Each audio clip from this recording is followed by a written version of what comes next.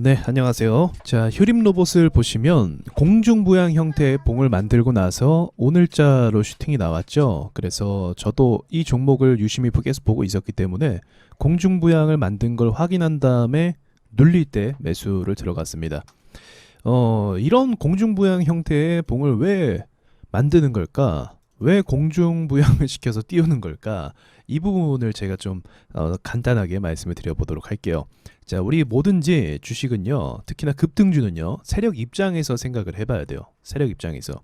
제가 책에도 담았지만 어떨 때 개인 투자자가 가장 많이 들어온다? 상한가. 어쩔 수 없어요. 호재가 붙고 특히나 신고가잖아요. 신고가에서 상한가를 만들면 뭡니까?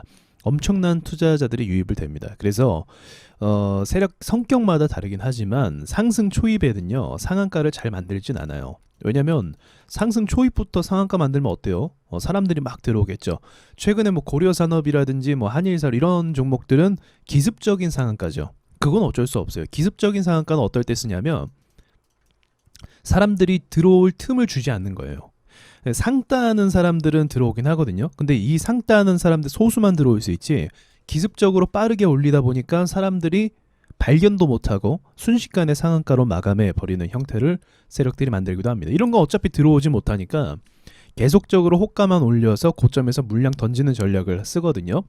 근데 이 무거운 주식들 있잖아요. 이 휴림 로봇처럼 대장주들, 그러니까 최근에 점상 찍은 종목들을 보시면 그렇게 호가가 무거운 종목들은 아니에요. 근데 이제 휴림 로봇 같은 경우는 거래 대금도 그렇고 거래량도 그렇고 호가도 그렇고 무거워서 이런 건 점상으로 막 올리지 못합니다. 그럼 어떤 걸 할 수 있냐? 시가를 띄우는 게 가장 수월해요, 사실은요. 그래서 공중부양을 왜 하냐면 시가를 띄우는 게 호가를 올리기 가장 수월합니다. 자, 아무래도 시초가에는요, 갭을 높이 띄운 다음에 음봉으로 마감해서 끝내버리는 경우도 꽤 많거든요. 그래서 시초가 매수하다가 물려서 손실 보는 사람들이 꽤 많습니다. 정말 많아요. 그래서 이걸 알고 있어요. 그래서 시초가를 통해서 오히려 사람들이 못 들어오는 걸 알고 있습니다. 자, 그래서 어떻게 합니까? 시초에만 잠깐 힘을 쓰는 거죠. 시초를 띄울 때만 힘을 쓰는 거예요. 이런 거는 이제 개인 투자자들이 들어와서 올리는 걸 수도 있어요.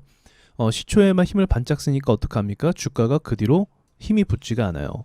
그런데 세력은 무엇을 성공한 거죠? 밑으로 내리긴 하지만 이 어느 정도 가격선에서 방어를 해줘야 돼요. 왜냐면 시초가를 띄운 의미가 없잖아요. 그래서 어느 정도 방어만 해줍니다. 그러면 어떤 모양이 만들어지는가?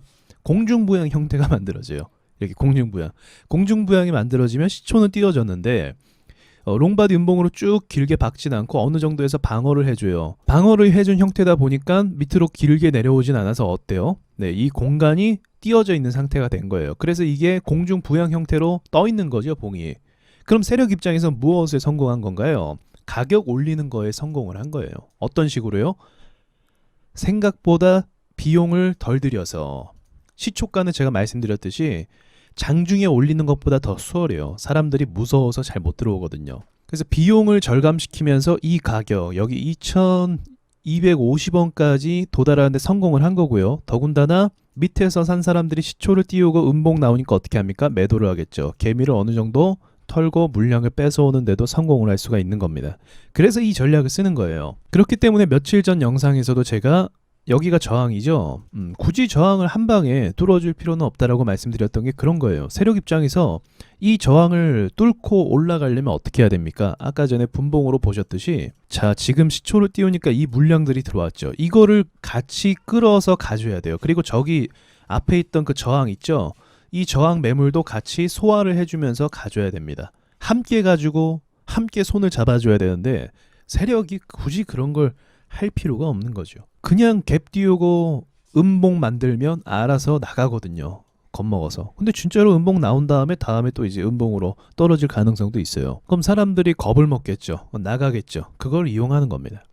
그러니까 세력들이 어떤 식으로 이 봉 모양을 만드는 걸까? 그걸 좀 고민하시면서 차트를 보시고 또 앞으로 흐름을 또 전개되는 걸 또 살펴보시면 여러분 입장에서도 배우시는 게 더 많아지지 않을까 생각을 합니다. 여기까지 말씀드리고 마치겠습니다.